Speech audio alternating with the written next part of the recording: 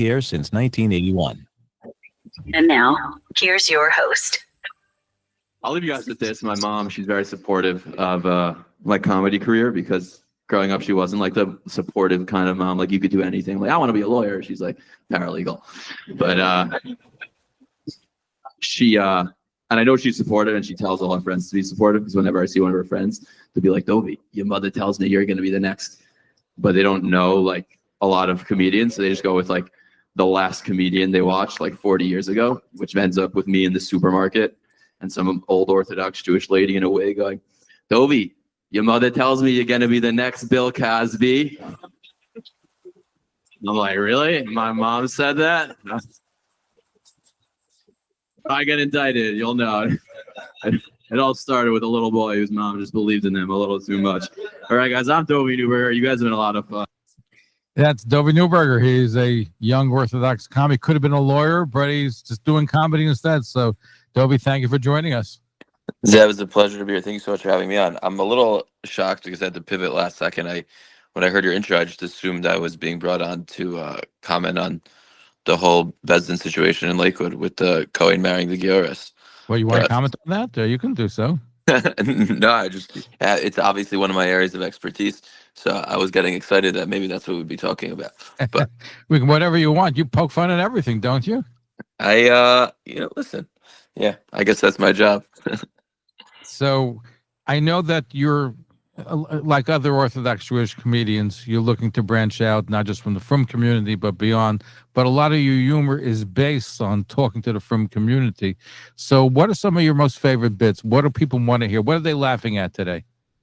So I was separated between like two. Most people know me for most people who do know me for my Instagram videos, which I see kind of just as a conduit to raise my profile and definitely in the Jewish world now, and film my shows, and to one day be able to produce the stand-up that I do now for like Jewish organizations as a real stand-up special, and then to use that as like a launching board for a career as really in the stand-up comedy world, not the content creation, Instagram and TikTok world, which I'm not stuck in. I'm enjoying it, but I'd rather, be. But the money is in the clubs, is what you're saying. You're doing performances elsewhere.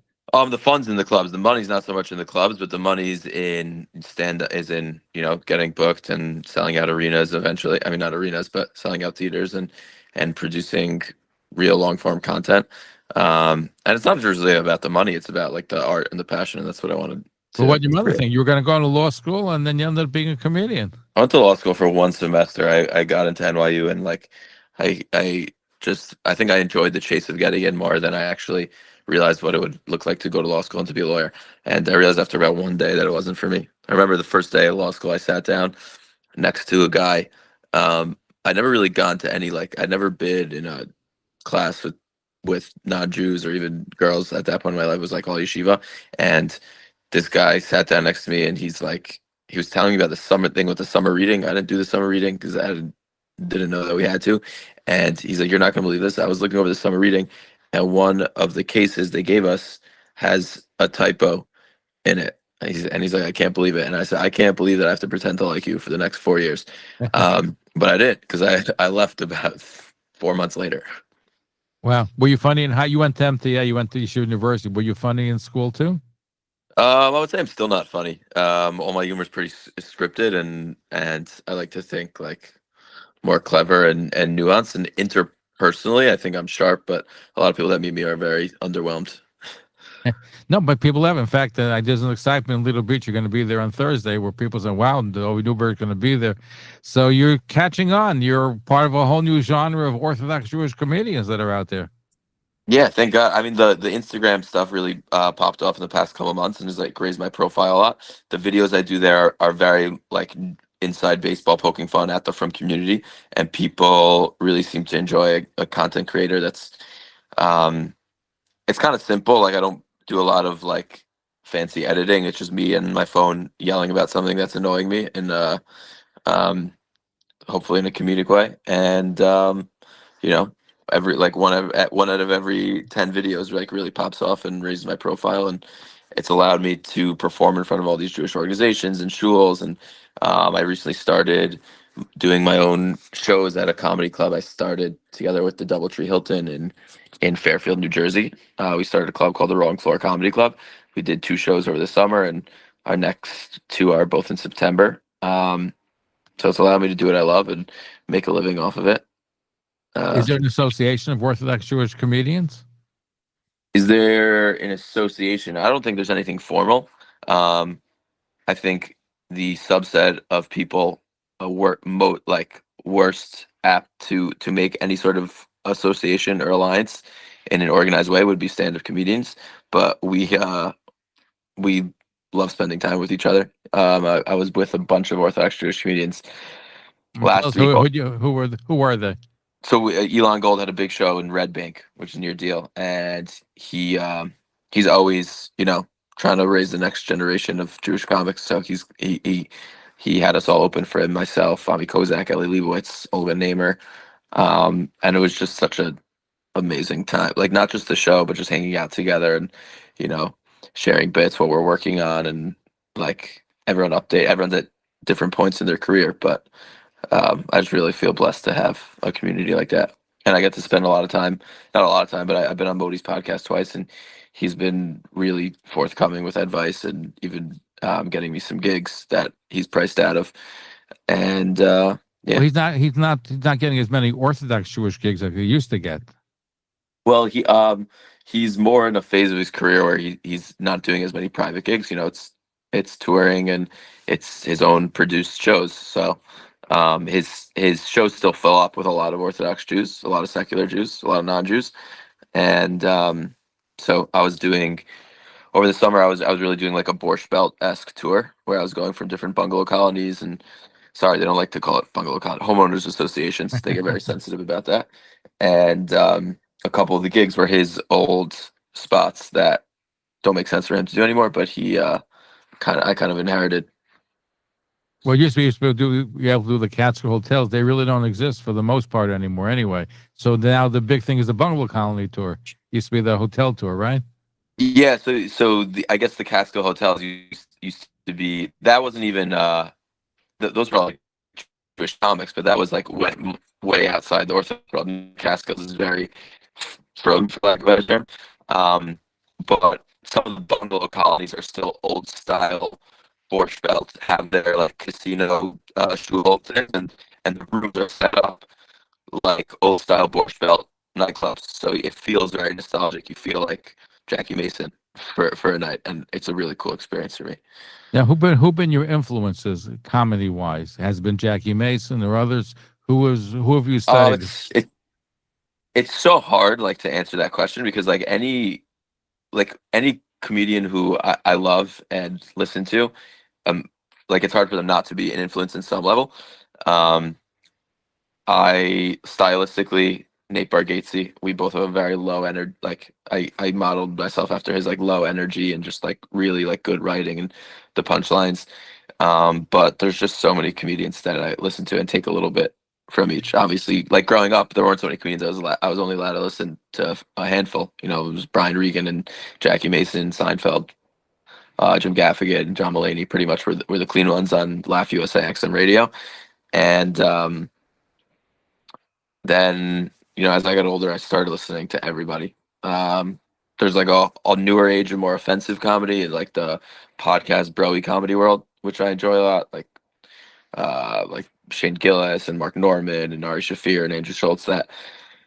That's like a particular brand I like a lot. I don't think it's anything to do with but I enjoy it as a consumer of comedy. But in terms of like, so what happens when you go on? Look, now your Instagram clips are funny.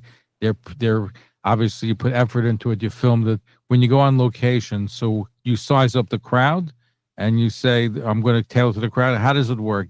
Take us into your tour. Well, I'm working with, let's say, between an hour and 15 to an hour and a half of like, let's say, total stand-up minutes. Right, I have now things go in and out, and I write new stuff. Give us examples that you would say on Stella, you're going to be performing this week at Little Beach. So give us an idea of a line or scenario Well, that I'm you're not going to gonna give use. away any of the jokes, but it's very like based on It's my not like life. Jackie You know? Mason. That's what Jackie Mason used to say. I don't want to give away my jokes. Well, I don't want to give away any of his jokes either. Um, but it's very like point of view focused. I would say it focuses on my life growing up as the youngest in a big rabbinic home, and um, a lot about shidduchim and the Jewish dating system, and just experiences I've had between two worlds. I would say, which is actually similar to Jackie Mason in a way. He also grew up in a very rabbinic home and then found himself in this world of entertainment. I don't know if he talked about it as much. His I thing interviewed him where about. He did speak about it. He spoke about the fact that he was a rabbi and he was doing comedy on the side. And he was telling funny sermons, and he decided he was going to leave the rabbinate and became a comedian. He had smicha for Moshe Feinstein. He told me. Yeah, so I mean, he definitely spoke about it in interviews that I've heard. When it came to his act, he was, I guess, the first one just like taking Jewish culture and making fun of it for the rest of the world.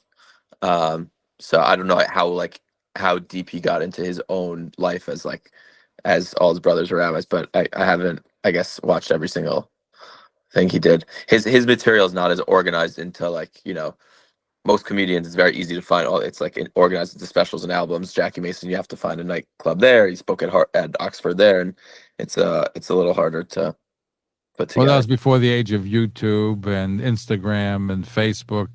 So now everything gets publicized. But in those days, we only had a certain amount of clips. I don't think everything he did was filmed. That could be, yeah. Different. Anyway, so where do you go from here? Can you make, so as your mother would say, well, first, how did your parents take to the fact that you're not a lawyer, but you're a comedian? Everyone asked me that. I mean, my parents are probably more supportive of this than just about any other Orthodox Jewish parents. Like people think because my dad's a big rabbi that it might like I guess put him off a little more, but it's actually the opposite. Like they don't think about like making a living in such a linear way that it has to all make sense. So they're much more open minded than I think any of my friends' parents would be about doing something unique. Obviously, I can't say their stamp of approval is on every single joke I've ever made. Um, but we're very close. We speak pretty much before and after every show. Um, Does your father and come to see your performances too? he's seen some like not like I don't like when they come like wouldn't want them to come to an actual show because right now most of my shows are full of audiences that would know and recognize them, and I find that it would be very distracting if he was in the audience. They wouldn't be paying attention to what I'm saying as much as they would be listening to it and then looking at him to see how he reacts. But he's snuck in and I did a show once on Sukkot, and it was in like a cute little comedy room of a bar in Jersey, and he was like kind of waiting in the kitchen and listening through the door, but nobody knew he was there. So he's done that a couple times. My mom, when I started, was in Avila, so she couldn't come to any shows. And since they just haven't again um, that I have like too much respect for them to allow them to come to certain shows because I'm not the only comedian playing. So if it's in a comedy club or a venue where there's going to be other comedians that aren't clean, then it's like not the place I want them to be. So I'm going to ask a question your mother would ask you. From this, you can make a living? yeah, I mean, as much as you can make a living from anything. I mean, I don't think the numbers in the Orthodox world really work on any job right now. So I can make as much of not a living as I would be doing at any other job. No, no. Listen, you're up and coming, and you're getting more venues, and you're doing, and you go. And I see you're going to be at more locations. I know. So you're going to be in Lido Beach this Thursday night. You're going to be in the Five Towns. So you're up and coming there. So thank you for being with us. Continued success. Look forward to having you back again. Yeah, I mean, if you obviously if you need my input on the controversy with the Cohen and the Gioris next week, I'm available and I'm happy to talk about that and my vast knowledge of the sugya. I've been through So tell us. So give us an idea. Give us a forespy of what you would say about that whole situation in Lakewood that we were supposed to cover tonight. I don't know. I mean, I mean, like, I don't know if we're talking about the same situation. I definitely I enjoy Jewish gossip and hawk as much as the next guy. So I definitely read about it when it came out. I probably, if I were to say something about it, it probably wouldn't be something substantive. It would probably be making fun of the ruckus that the whole community's making out of something that's none of their business. So I just find it hilarious, but I'm definitely gonna tune in and watch because I find it fascinating and stimulating, but definitely feel bad for everyone going through it. No, listen, it's a crazy situation. So we were supposed to cover it tonight, and it's not going to be covered for a while. We're waiting for the Bezdin to adjudicate, but the individual is supposed to appear on the show. Right. From what I was watched told. I watched your entire. You had a big debate last year about the cult in Great Neck, and I was thoroughly stimulated by that, and I'm really looking forward. I guess this is like part 2 of Right, that. we always cover something that's kind of. In fact, next we have Rabbi Yosef Blau, who's part of 80 Orthodox rabbis, signed a statement critical of Israel on humanitarian aid. To be part of our group next week, so that also should be something I think that people are going to want to participate in. But the unfortunate lot of issues. Do you cover a lot of these controversial issues in your act?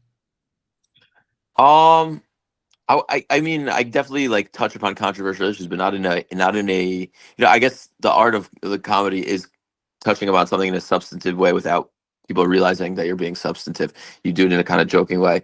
But as one very successful comedy writer once told me, and I won't repeat his name, he told me, he said, like, if you want to tell, if you want someone to know your opinion but not change theirs, then you tell them your opinion straight up. If you want to actually influence someone, you tell them a story with your opinion hidden in that story. And I think that's a lot of what comedy is. It's making substantive points about our culture and our way of life with the audience kind of being lulled in to complacency because they think they're hearing a story, and then when they come out of it, they identify with a lot of your points because of the entertainment with which you presented it.